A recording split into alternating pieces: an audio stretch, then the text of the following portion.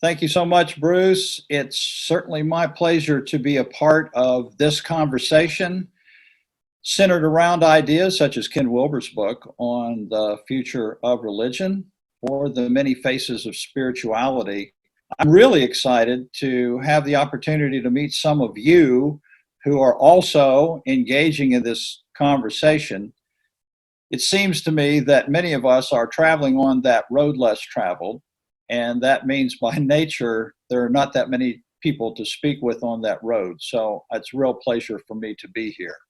I am involved with a nonprofit called Presence, and our primary message right now is a message that's centered upon using the levels as Wilber has lined out and as are found in other models as well, in relating a new way of using hermeneutics and the biblical narrative so that one comes out with a post-Christian outcome rather than a Christian religion outcome.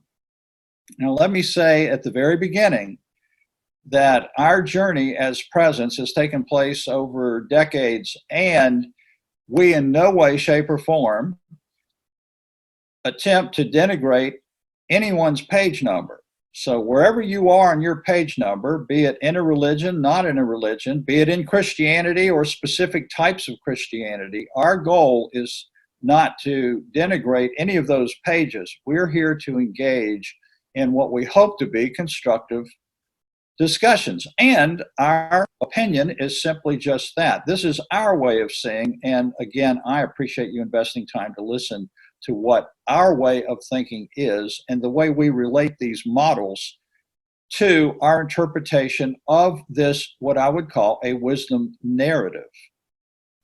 Now, Ken Wilber, in his book on the future of religion, mentions not just the levels, which are the vertical unfolding of human consciousness, kind of a big data, if you will, that's obviously moved through primarily the history of humanity. But Wilber also brings up the role and function of waking up, meaning the realm of the experiential, and cleaning up, which would be in the area, so to speak, of shadow work, individual healthiness with regard to consciousness perspectives, and showing up. And showing up would be, in my mind, things in which I'm active, activism. So showing up would be hands. The waking up would be very much a heart model, experiential, etc. I will mention the waking up and the cleaning and growing up, or the cleaning up and showing up toward the end of what I have to say. But I want to start in the beginning using the levels and using this idea from Ken Wilber that he brings up in his book to explain how we end up with a post-Christian look at things. One of the things Ken does note that's happening right now, as we, and here at Presence, we have discussions with pastors, worship leaders, spiritual leaders, teachers, and even lay people who are moving to that new space that Wilber and others have noted as spiritual but not religious. So as I finish this, I want to relate post-Christian and spiritual but not religious and the use of narrative and kind of attempt, if you will, to bring all three of those things together. Because we see a relationship in that relationship becomes very clear as we move forward through the levels of consciousness, because those levels result in certain interpretations that we bring to our understanding. We put all of this under a category called integral theology. And so this umbrella of ours is an integral theology because we believe that it brings us into a world-centric space, and we believe that it focuses on the universal nature of spirituality and that universal nature in regard to all people on the planet. So the narrative, the biblical narrative, is the narrative that I come from. I will bring up some examples that may come from other narratives, but I am in no way representing the viewpoints of people who would use the Upanishads and Hinduism or the teachings of Buddha or Lao Tzu and the Tao. I might refer to some of those things in the way that we are beginning to have conversations with people in those narratives, but my particular viewpoint is purely coming from the biblical narrative and the way it unfolds in levels over many centuries, going all the way back in the beginning with the archaic level. But to set the stage for Christianity, so how is it that Presence is looking at Christianity, the religion, and how is it that we moved from a theology that had an outcome of Jesus as a religion and moved to an outcome of Jesus beyond religion, or pointing rather to that which is beyond religion? So to do that, what I'd like to do is start right in the middle of the levels. I'm going to go back to the beginning of archaic in just a little while to give snippets of our theology so you get a feel for how we are using the narrative. But I want to start with Christianity itself and note that 2,000 years ago, when it began, Jesus and the apostolic writers had their teachings, their writings, and then, of course, they left the scene. And when they left the scene, the world was firmly entrenched at the traditional level.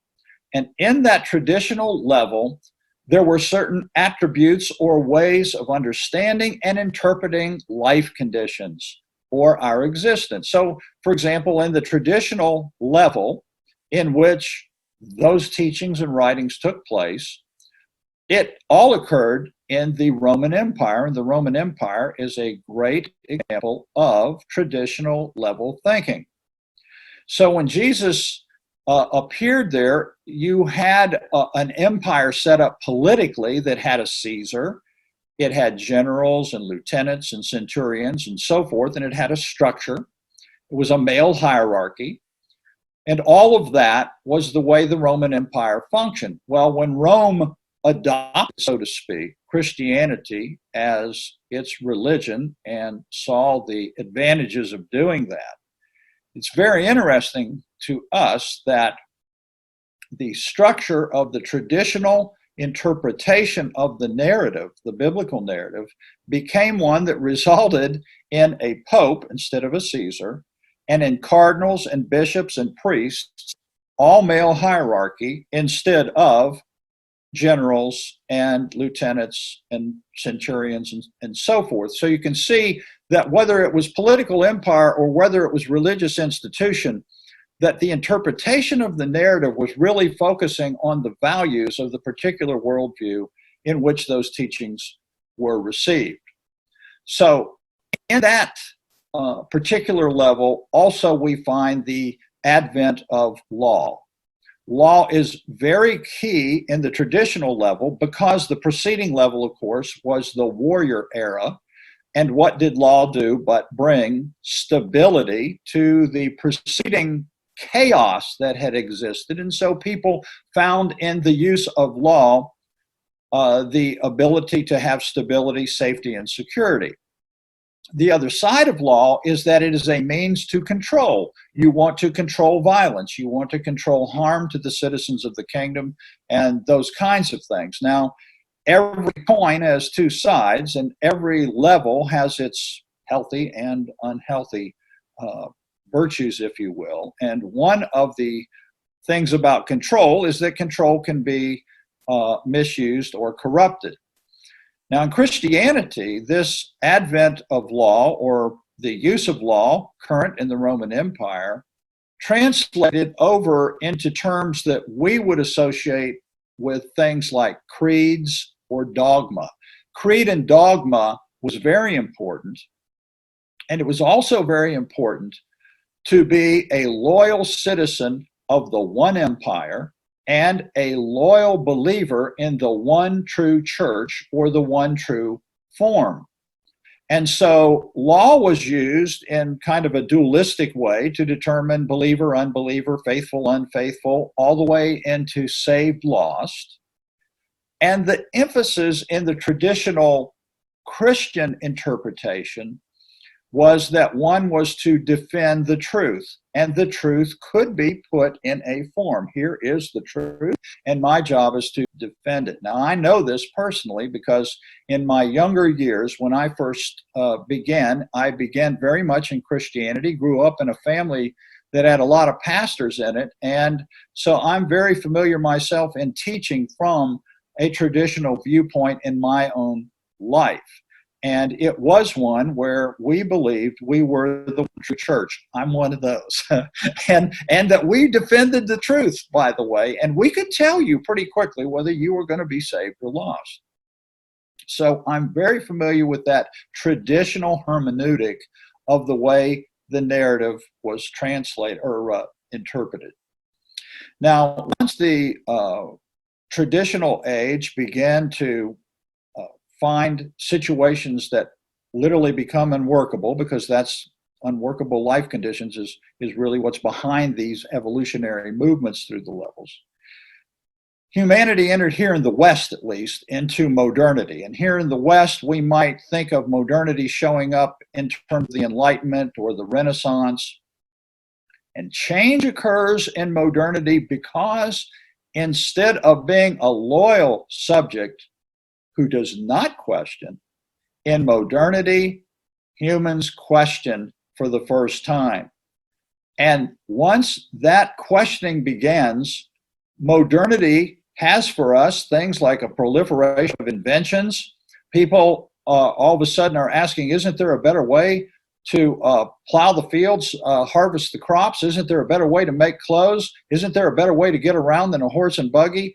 And modernity has been with us ever since, all the way down to the technology I'm using right now to meet and talk with all of you via this Zoom recording.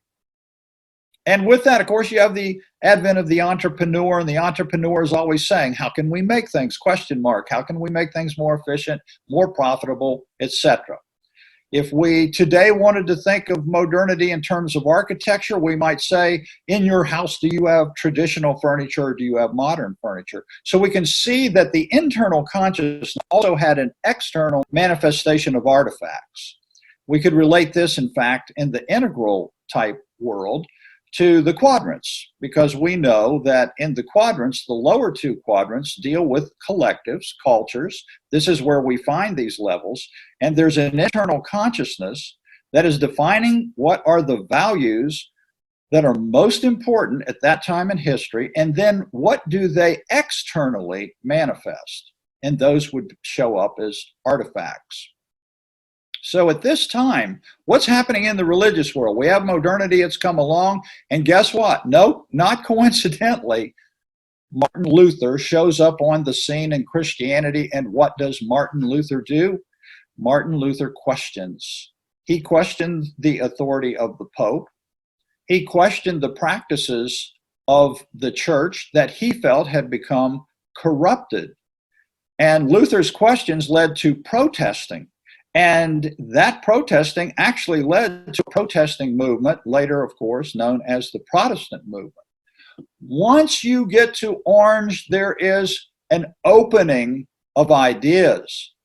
And that is because for the first time people did question. And so that opening in Orange led to a Protestant movement that exploded with literally thousands of different denominated forms of the religion called Christianity. So with this independent thinking, you could have Wesley, or you could have Calvin, and you could have Arminians, and you could have Methodists and Presbyterians, and on and on and on.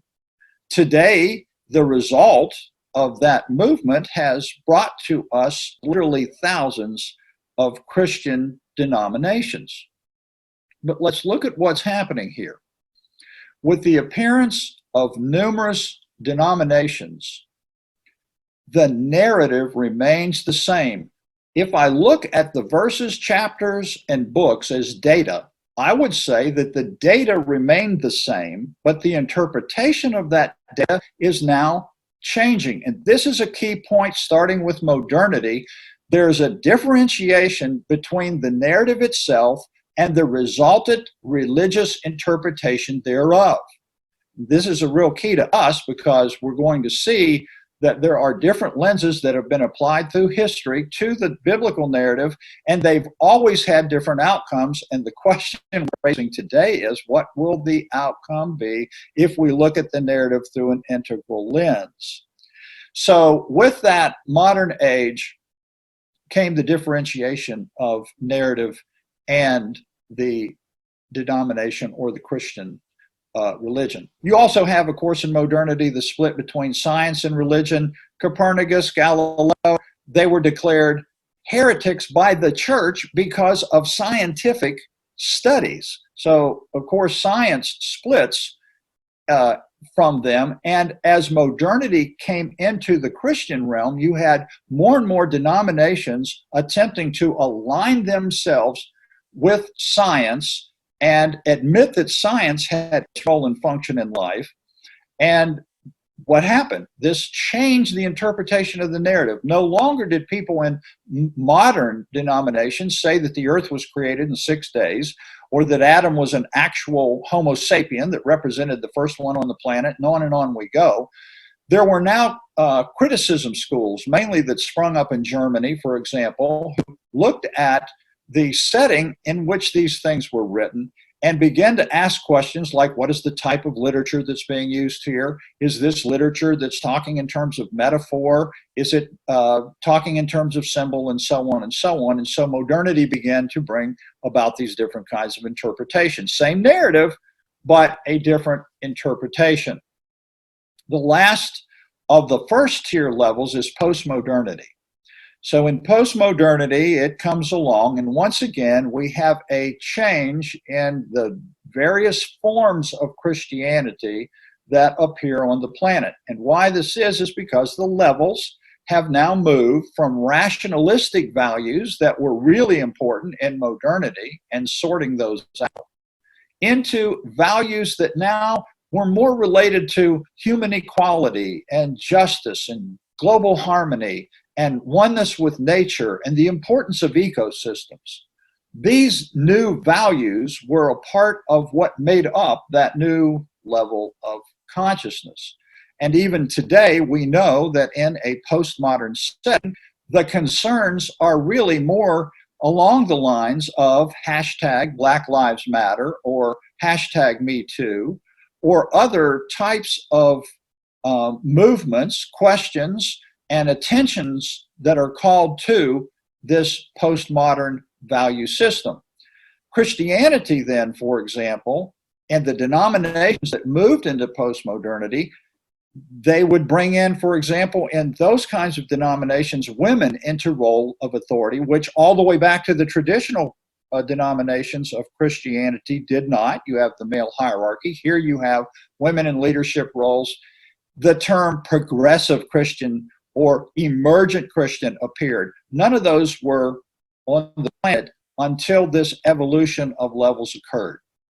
Now, the things that when we talk to pastors and groups that come through here and different people, one of the big challenges in postmodernity right now that's causing even further denomination and further splitting, further separation, is the issue of the LGBTQ and whether or not LGBTQ folks should be allowed to, number one, be accepted into the denomination, just like all others. And then number two, if they are accepted into that denomination, are they able to teach? Are they able to pastor? Are they given positions of authority?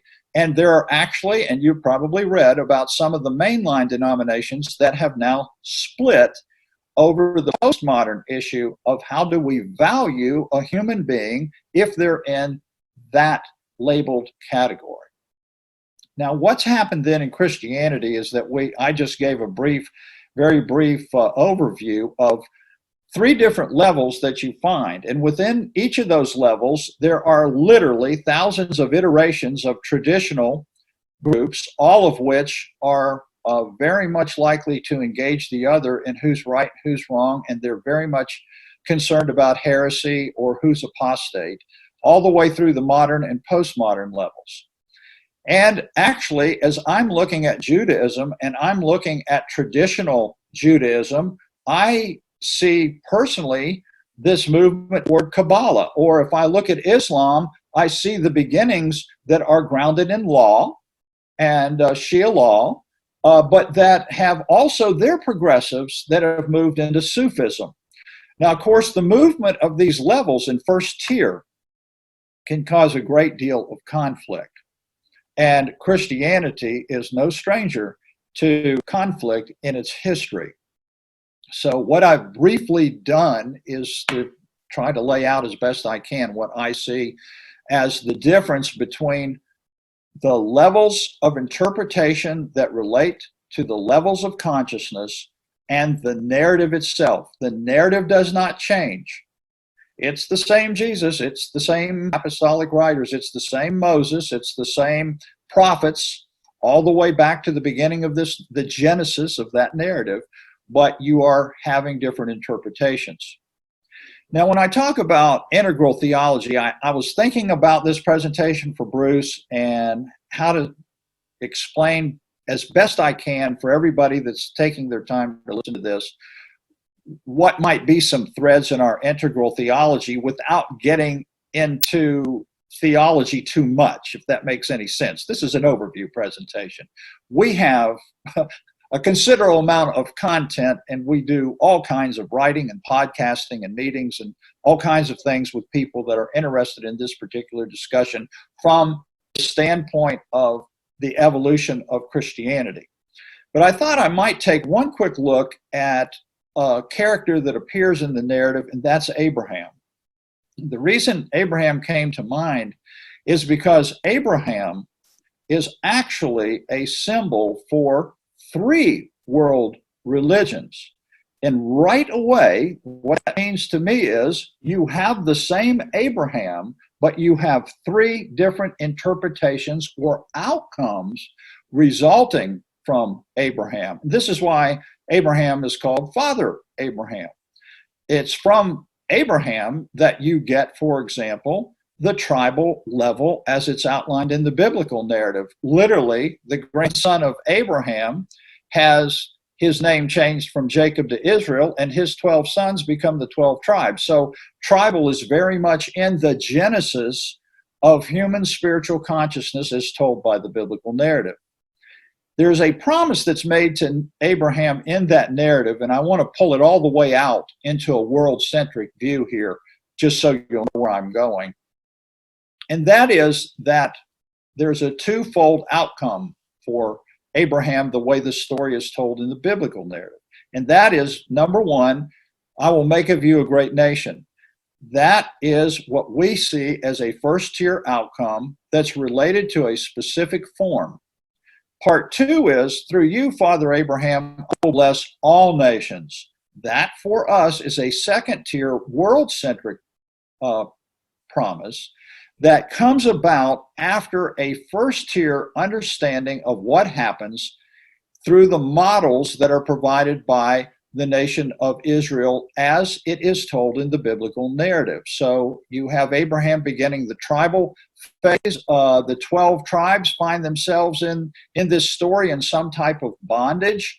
This is not unusual in the telling of spiritual stories. We will find ourselves in bondage if we're talking about Buddha teachings or Hindu teachings. We're in some type of bondage.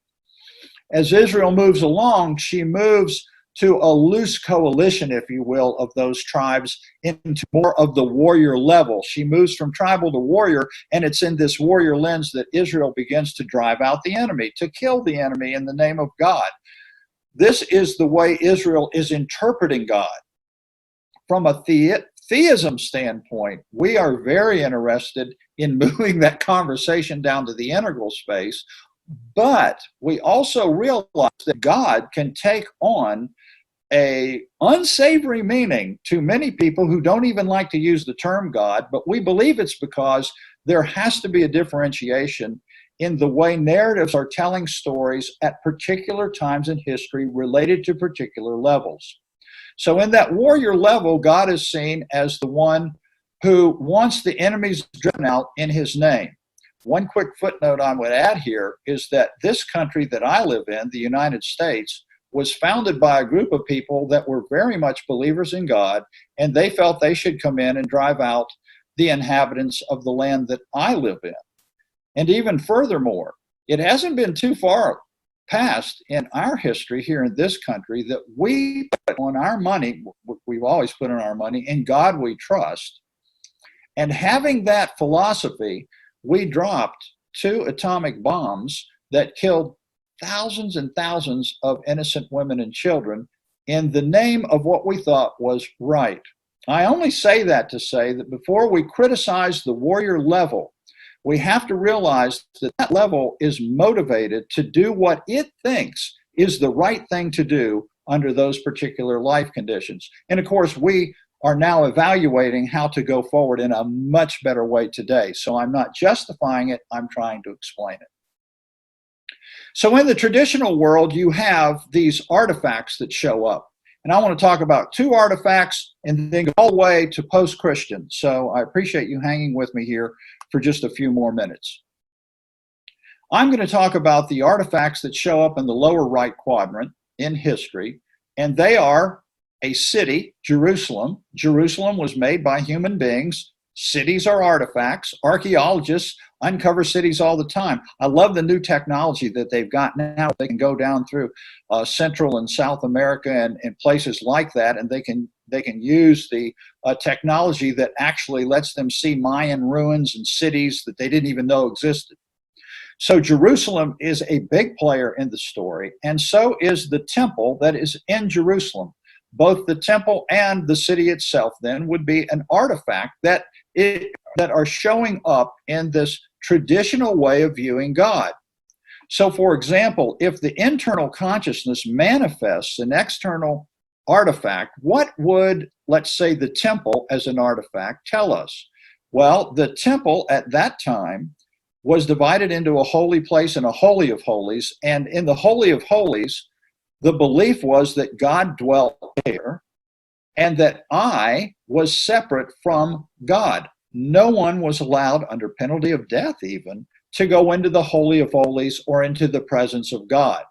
Now we can see when the story evolves, we will go all the way from God as other to a consciousness level that begins to say, no, God and I are one. The Father and I are one. So there is an evolution that's taking place in the narrative.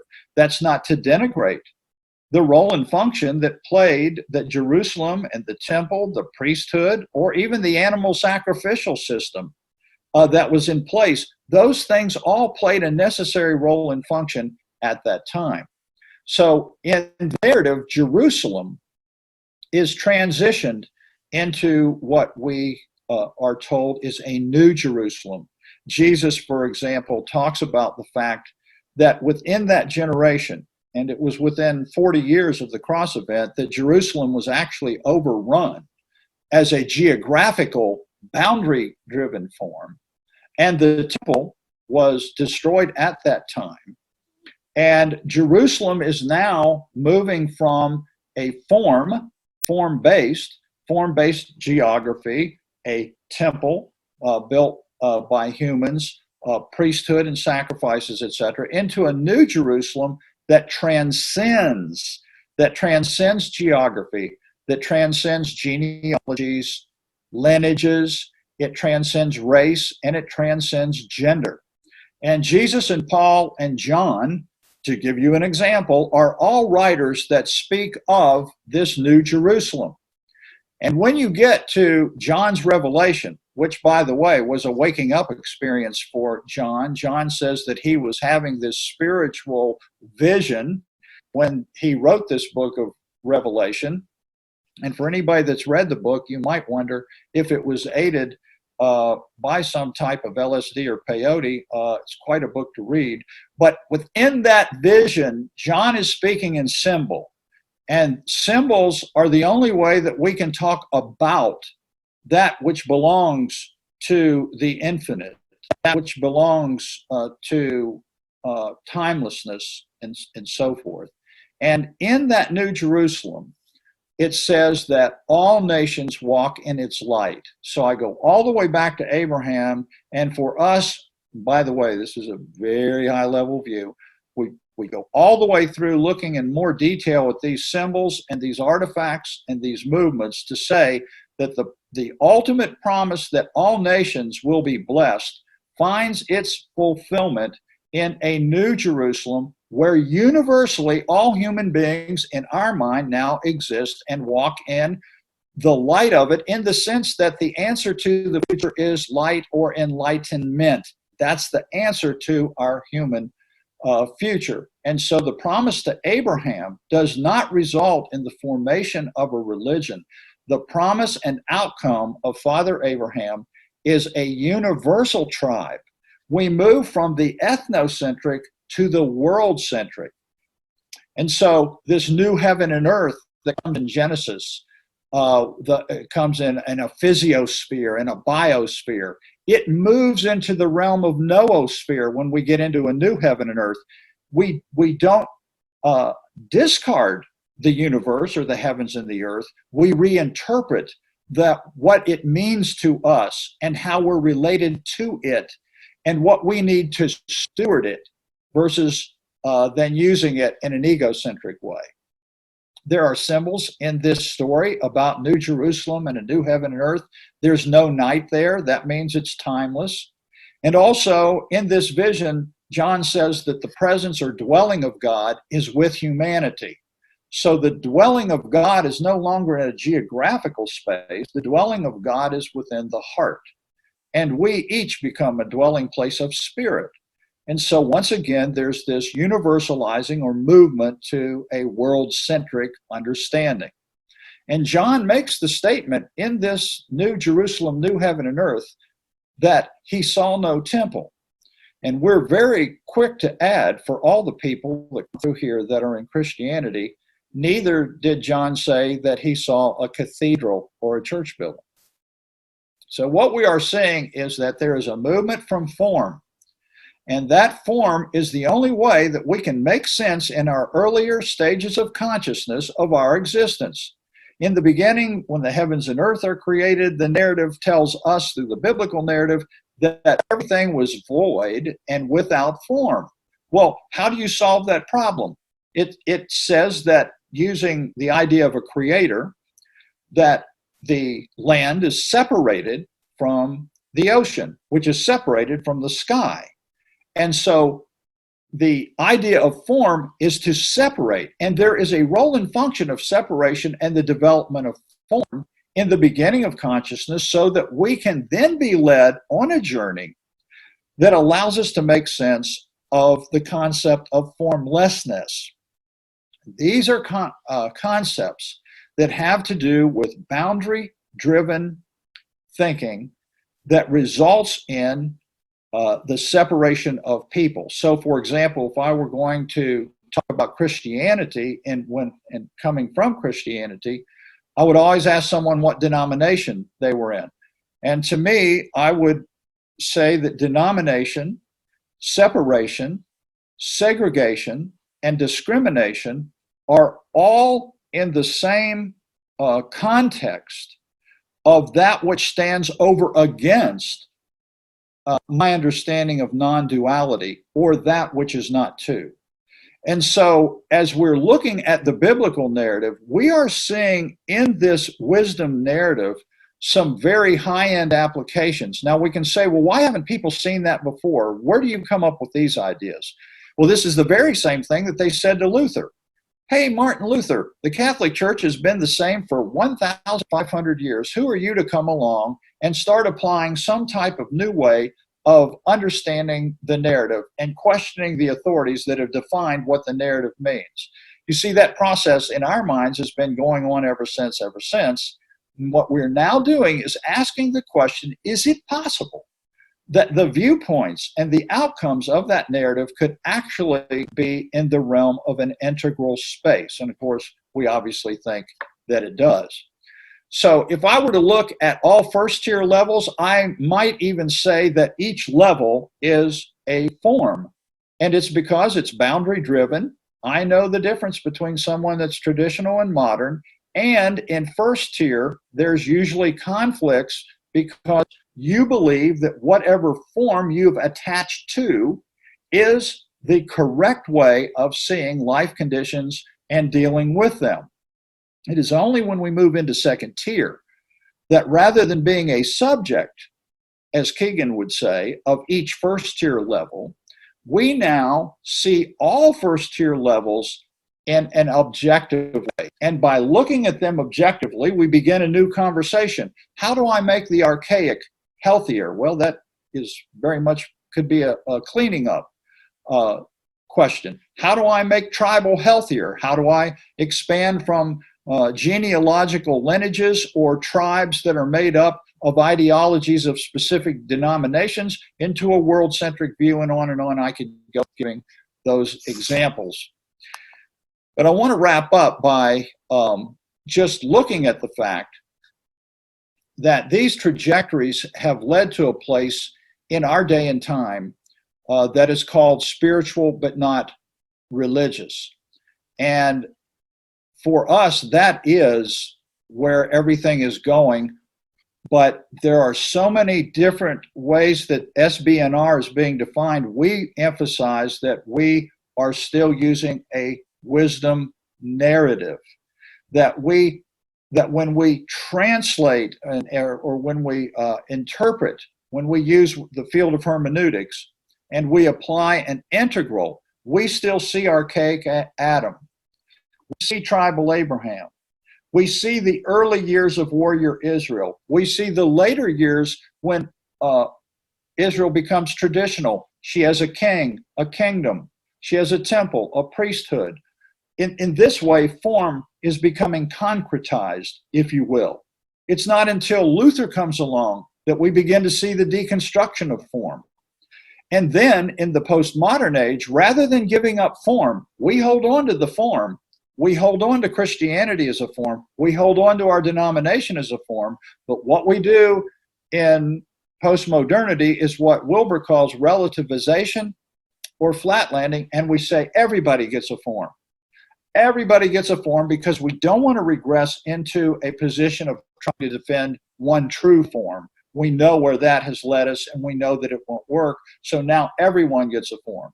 And what we're suggesting is that we go beyond religion, which all religions have to be boundary-driven forms in order to distinguish their religion from another religion. What's the difference between Christianity and all other world religions? Well, Christianity has its own boundaries. Now, when we're speaking of form and formlessness, it's specifically related to identity. So for us, we understand, look, Christianity still plays a major role on this planet. We've got a lot of people that come and talk with us, and the decisions they've made is to leave their children in church because they like the children getting the values that they're taught in these Bible classes and the social structures of that church, whereas they themselves don't really want to participate in church and have in fact moved away from church attendance themselves. There are all kinds of iterations of the way religion is working today. That raises the question then, what is the significance or outcome of an integral theology? What are we talking about? Well, first and foremost, when you're talking to folks at Presence and all the followers that we have that engage in this conversation, we do not call ourselves Christian. We believe that we have moved beyond attaching to Jesus as a form or Christ as a form. What is the role that Christ plays in the narrative? Christ is transformed. Christ is a transformative archetype who is modeling dying and rising. This is the cross story, if you will. And so what you have in the narrative as we go through it is that there's a dying to first tier and a rising to second tier. And the dying to first tier and rising to second tier is a process known as eschatology. Now, in a lot of previous worldviews, eschatology in the biblical narrative has not been the movement from first tier to second tier or a movement in the noosphere. Eschatology has been people teaching that the literal planet Earth is the world that's going to go away. And there's going to be this apocalyptic doom someday. And there are all kinds of apocalyptic teachings, and I'm well aware of them and was involved in them in my younger days. But when eschatology is framed as the movement from first-tier consciousness to second-tier consciousness, we see, first of all, it's a process. You don't go to bed one day in first tier and wake up the next day in second. It's a process. It's a dying to one thing and a rising to the other. If I, for example, if I was going to move from a center of gravity in modernity to a center of gravity in postmodernity, that movement would be that I'm slowly dying to modernity at the same time rising to postmodernity. And we see the eschatological story as a story of two worlds. The first world or creation is that world or creation as understood through form attachment. Whereas the second or new heaven and earth that comes is formless, and that brings all new discussions of God, the nature of God, discussions of emptiness or everythingness or creation or codependent arising. All these things now become open to us. Identity and value in our integral theology is now universal. And we use in integral theology a transnarrative approach. We have moved in a transnarrative approach from a conversion mentality to a contributing mentality. What do I mean by that? What I mean is that the narrative is telling a story as that infamous finger pointing to the moon. We've all used that example probably many times. And so the narrative's role and function, as all the players from Adam to Abraham, Isaac, Ishmael, Jesus, they're all pointing away from the self, themselves, to a space that we talk about through the use of symbol and language that helps us move forward with the life conditions that we're now and always will be experiencing on this planet, and as we move through the universe and the history unfolds for our future. So this transnarrative approach means that I'm no longer doing inter-religious or interfaith. We see that and coexist. You've seen the bumper sticker, coexist. We see that as the coexistence of form. We're not denigrating that. As a matter of fact, the ability to coexist between religions is a far better outcome than religions trying to kill each other. So we're very much for a postmodern view of religion, if you will, that maintains their form and just says everybody gets a form. But what we're saying is, let's move from an interfaith, interreligious discussion to an inter-narrative or trans-narrative discussion. What I like to do when I sit down with people that are familiar with Sankara and Upanishads or the teachings of Buddha or Lao Tzu and the Tao or other world religions that I've studied with people, my questions are, what is the nature of the space to which your narrative points? What would that mean in terms of all human identity? What is the nature of spirituality to you? How does it play itself out in everyday life? My wife and I want to know, what difference does this make to our marriage, to our kids, to our grandkids, to the community in which we live, and of course, to the challenges that face our planet today? So a trans-narrative approach is part of what we see as an integral theology. It is not a conversion mentality. It is a contributing mentality. And it does not even require, we are not seeking that anybody even believe the same things we believe about specific things that are occurring or are taught within the narrative per se, as much as asking what are those things in their meaning. We also are not multiple belonging. I do know some people, very good friends of mine and great teachers, who talk in terms of multiple belonging, meaning they'll say, yeah, I'm a Christian, Buddhist, Hindu, so forth. But we would really see ourselves as multiple detachers who are detaching from all forms. And again, just asking the question, what is the nature of that to which those particular teachers, Buddha and others have taught, Jesus, Moses, and so on down the line. So we are now asking the question, what's the future of religion? Well, will there always be religion? I don't know. I'm not a prophet. I'm not in that business, so I'm sorry. I'm not going to be able to tell you what your future is going to be. But The things that we read in the narrative are first of all, and let me wrap it up here, that collectives, spiritual collectives, exist wherever two or more are gathered. That's what Jesus talked about. If you want to talk about spiritual collective, Jesus says, it's wherever two or more are gathered.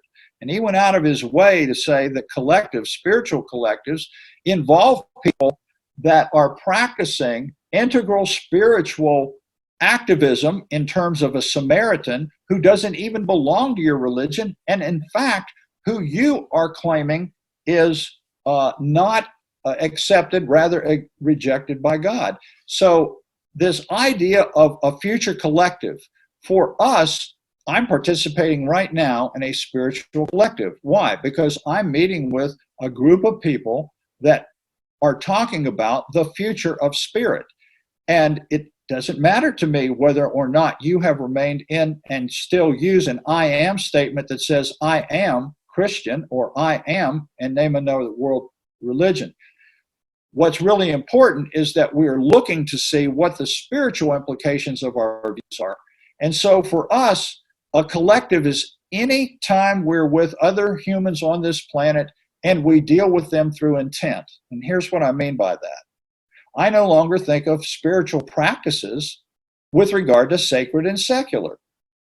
So anything to me that I do with the intent of it being a spiritual practice, I go out here on my property and I'm a nature person. That's how I like to commune with spirit.